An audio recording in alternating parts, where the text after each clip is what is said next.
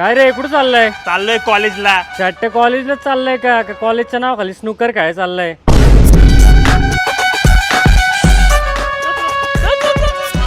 तू पण चल की खेळायला आमच्या सोबत. नाही रे मला नाही येत. अरे मला तरी कुठे यायचं आधी, पण आता बघ ना भाई, अरे डेली जाऊन जाऊन मी असला प्रो झालोय ना, एका शॉट मध्ये 6 रेड बॉल मारतो.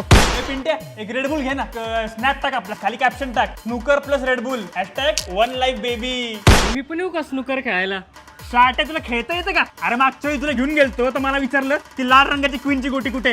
अरे तो कॅरम, हे स्नूकर. मी पण येऊ का खेळायला? गोट्या खेळ, गोट्या घरी.